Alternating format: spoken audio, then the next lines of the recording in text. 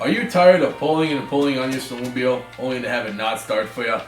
Well, that's going to change today because I'm going to teach you how to clean your carburetors. So the first step to cleaning your carburetors is removing them. And first, you have to take off this belt cover and the air box. So this cover comes off really easy. You spread these two apart, it'll pop right off. Unhinge from there.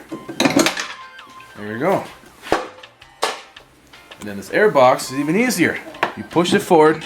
There's a little hook down there with this rubber piece. You take that off, it'll come right out. And then next, you're gonna have to remove your slides, which are these two screws on the top.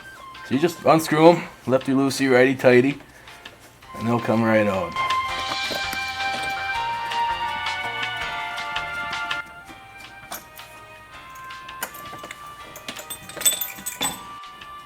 After that, you're going to need a Phillips screwdriver.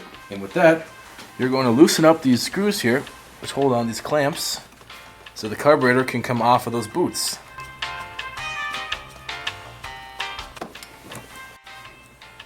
After that, you're going to want to disconnect the fuel lines. So you got this one, that one, and then these two little brown ones here.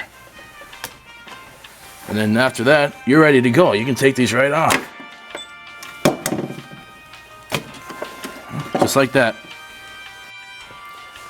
So then once you got the carbs out and on the table, you're going to need to take the bowls off. Now that's this bottom piece, because here's the top of the carburetor. Now these are going to be full of gas, so they will dump out once you get this off, but gas never hurt anybody.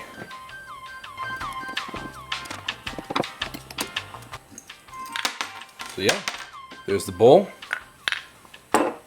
There's the rest. And then just repeat the same process on the next carburetor.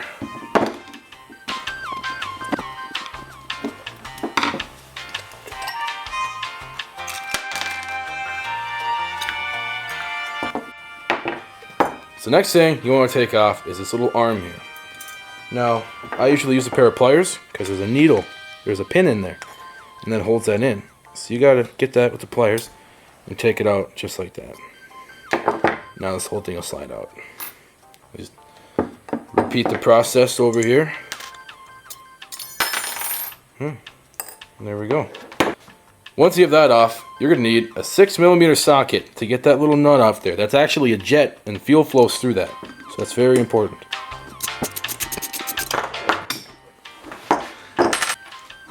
Now this will come off with it. And then repeat the same thing on carburetor number 2.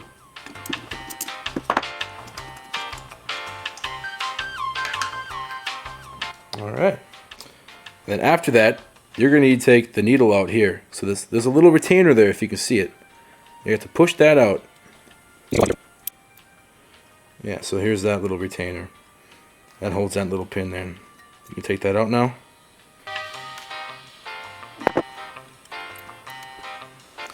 Alright, now that you have all that off, you're going to look through this main passageway. And if you can see daylight through there, then that's a good thing. Or else, if you can't, then you need to clean that out.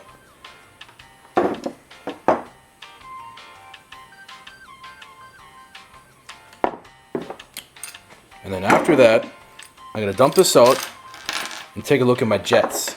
So this is called the jet, and you remember this from about 15 seconds ago. And that, I told you, the fuel goes through it. So I usually get a flashlight and shine it through the other side. And can you guys see that light through there? That's a good thing then. If you can't, then you have to clean it out with some brake cleaner. And if you see this other jet from the other carb, you cannot see any light through it. That means that something's in there and fuel cannot get through. So we're going to have to clean this one out, and that is most likely the culprit. So I usually like to use this carbon choke cleaner, or else you can use brake cleaner, but it's about the same price at $4 a can. So I just blow it right through the jet, and you can see that it made a passageway. So now gas is going to be able to get through there. That was most likely the issue that we were running into. So now once we know that everything is clean inside here, we can just give it a good little spray down and put it all back together.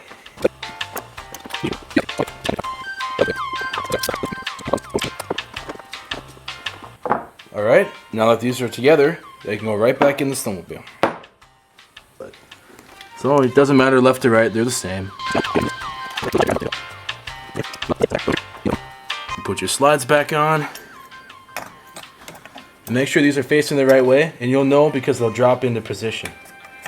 And if they don't, you'll be stuck at wide open throttle and you'll be running after your sled. Put your air box back on. Put your belt cover on. And you're ready to go.